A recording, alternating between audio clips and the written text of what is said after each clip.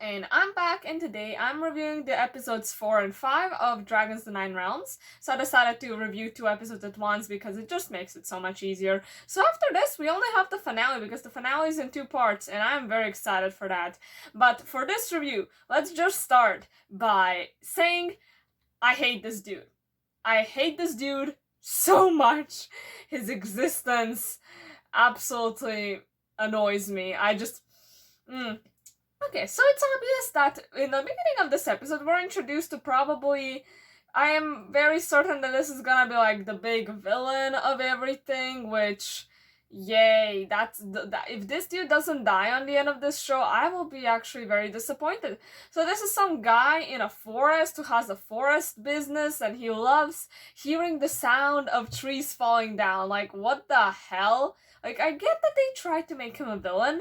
I mean, I love usually villains. Villains are usually, most of my favorite characters are actually villains, but not this guy. This guy is awful. And we also have these 3 guys which work for him, and they are brothers, but they're obviously not related, but they still look exactly the same, so that's interesting. So there was some problem with the chainsaw or something, so like they ran out of gas or something, so this evil, and I'll just call him the evil guy. I did not remember, does he even have I mean, he has a name, it's just, I really don't give a single shit about his name, so I'll just call him the evil guy. So the evil guy decides to like say, oh, you guys don't know how to do your job, and he just plugs it into the electricity, and that starts, I mean, he didn't see, but that started a fire.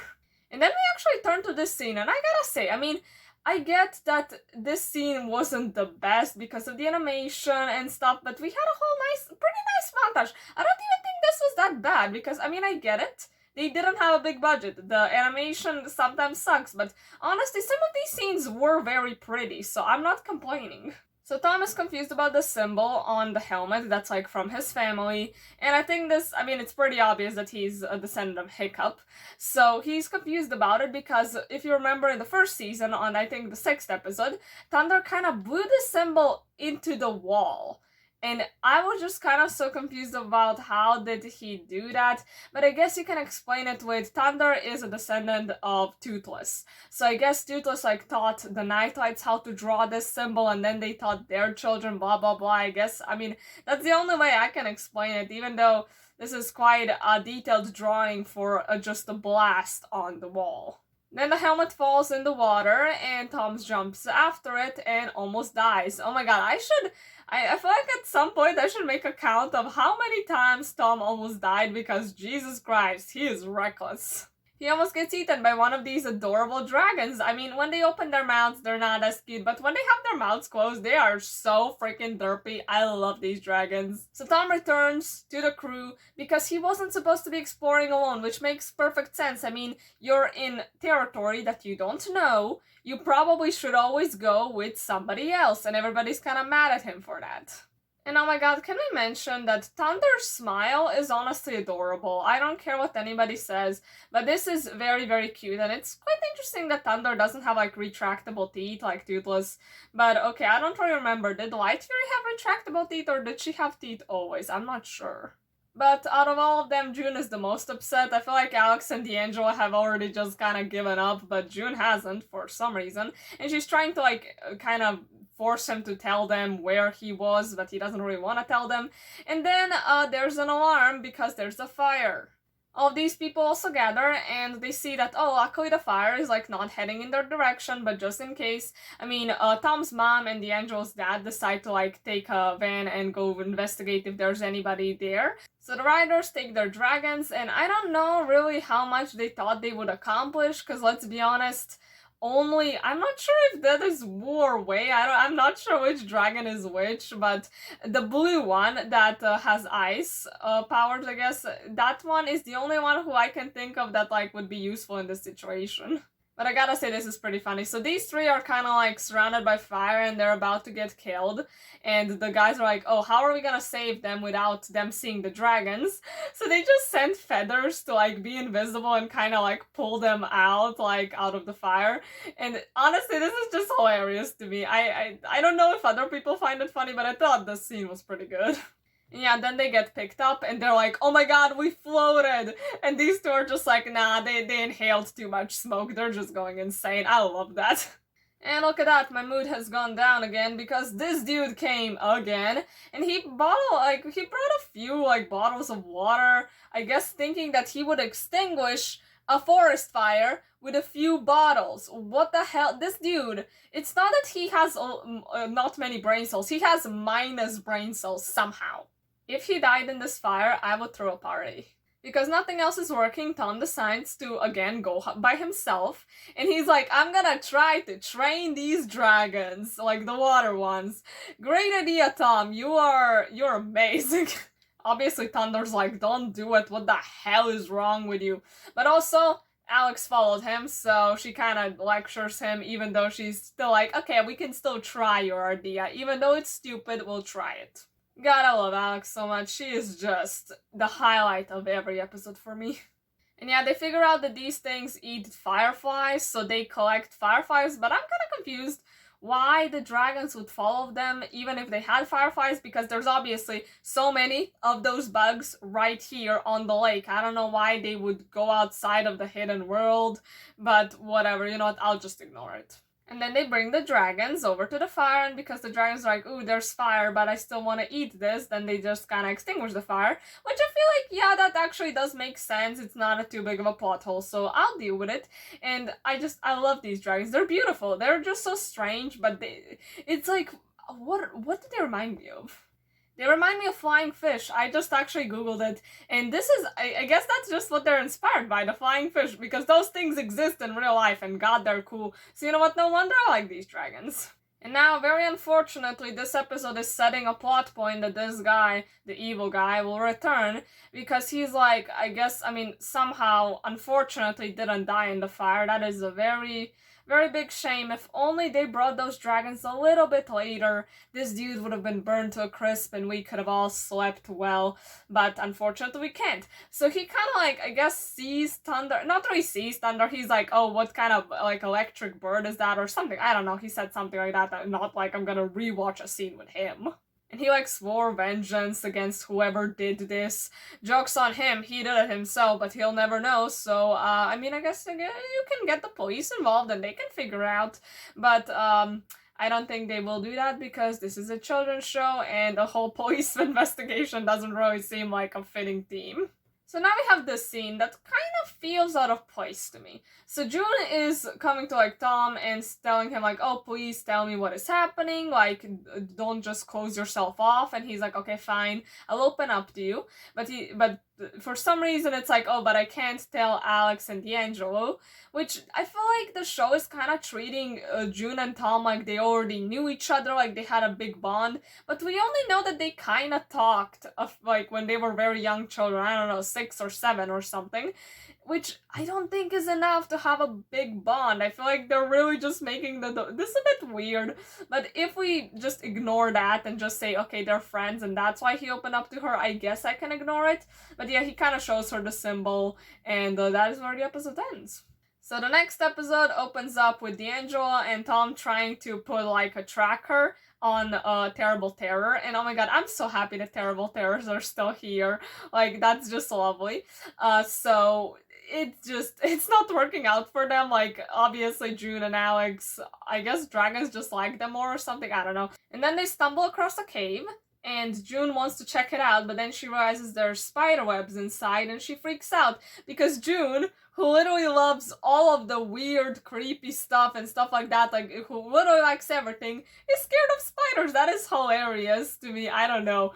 But June hates them, and I gotta say, this episode actually did a good job of not portraying her as an idiot. I feel like very often in cartoons, when you have somebody fearing something so much, they just end up being the biggest fool of the episode. But I feel like with June, it was pretty fine, because when I think about people that I know that are freaked out about spiders, they kind of act the same way. And now we go on to probably the most confusing scene in this whole show. I will try to explain it, but I don't think I'll do a good job because I don't think even the people who made this scene can explain it.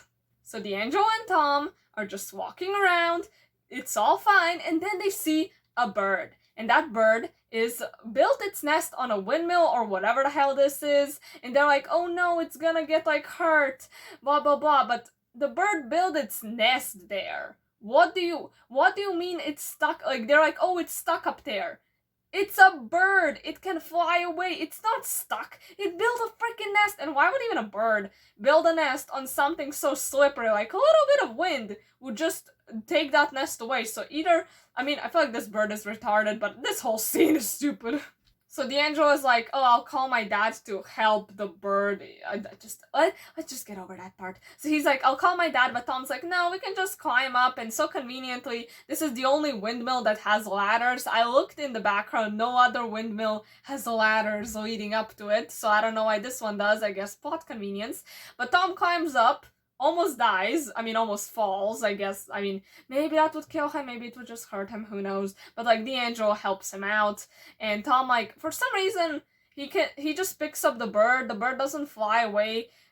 What kind of trusting bird is this that it would let somebody literally grab it, take it? This bird has no brain. Yeah, maybe that's the point. Maybe this bird is just stupid. Maybe that's the point of the whole scene. And then Tom almost dies again, and this time, like, actually almost falls off the ladder.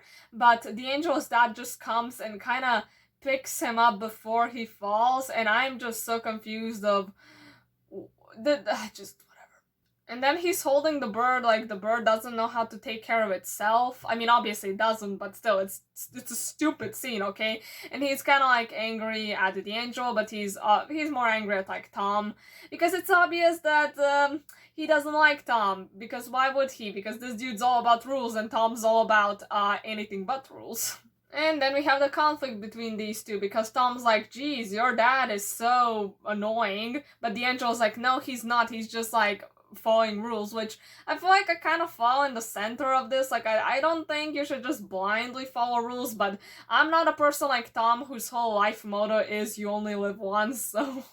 And they have a whole argument about that, and I feel like in this episode it wasn't even portrayed like unnaturally, because I feel like this show sometimes really has those very childish kind of character development scenes and stuff, but this was pretty fine. Later in the hidden world they find this. So this is like some kind of spider dragon, it can fly and all, and I don't think it's bad, it's just the face that ruins it. I think this dragon, if they gave it a nicer face, it would actually look pretty, I would like it. But the face is disgusting, so I hate it. So I just gotta ask, does this scene disturb somebody else as much as it does me? Because the dragon, for some reason, flies onto June's head and doesn't want to get off. That is just so... It's awful to think about. Oh my god. I feel like I would just actually die on the spot if this happened to me. I don't think my mental state could survive it. So they decide to go to the cave and see if it'll, like, want to come off. And Alex decides to go with June because obviously June is scared. I mean, I would be scared going in that cave as well, and I'm not really that terrified of spiders. But they get caught up in a web, which is just lovely. And then a bunch of other spiders start coming, and yay, they're gonna get eaten. So the spiders block off the cave with the webs, and for some reason these webs are freaking indestructible. Like, every dragon tries to shoot it, it doesn't work. These two try to do stuff, it doesn't work. And obviously they're just bickering the whole time, which honestly their bickering was quite funny, so I'll take it. So then they get kind of like trapped in this one area because of the webs, they can't get out. And then we have a whole fight. And at some point it escalates so bad that, like, I mean, they kind of go to the theme of, like, about fathers and stuff, and Tom's like, oh, what, I can't understand, like, how it is to have a father-like figure because I don't have a dad. And then D'Angelo straight up says, like, oh, it's not my fault that your dad decided to leave you and your mom alone. That's low. And I'm like how we're kind of bringing this plot point now, because I was kind of wondering, like, how it honestly affected Tom not having a dad. So I kind of wonder if they're gonna do something similar with June. I'm wondering, like, so now we know Tom's dad left, so what happened to June's dad? She doesn't have a dad either. So D'Angelo obviously apologizes for that because, geez, I mean, honestly, that scene they actually did pretty well, because I feel like I did actually kind of get invested in it. Because I feel like for most time this show is more of like a fun thing that I just watch, it's not that special, but this scene was well played out. So then he apologizes and it's fine again. It didn't even feel rushed. and the dragons figure out how to actually break the cobwebs. You just kind of need to put all the dragon power together, like kind of create a together blast, which is interesting. I mean, yeah, I guess it makes sense. And then we have a pretty decent, like, escape scene. I feel like if the animations were better, this scene would be epic, but it's okay. And then later, D'Angelo actually kind of confronts his dad and is like, because his dad was saying that Tom is a bad influence, but D'Angelo's like, no, he's not. He's my friend, which I feel like this was nice. This was also a good emotional scene. So I feel like this episode, when I read the synopsis about like some kind of spiders and blah blah blah, and when I saw the trailer, I was like, oh no, this is gonna be awful. But it wasn't actually. So anyways, that would be pretty much it. I hope you enjoyed this video, and bye.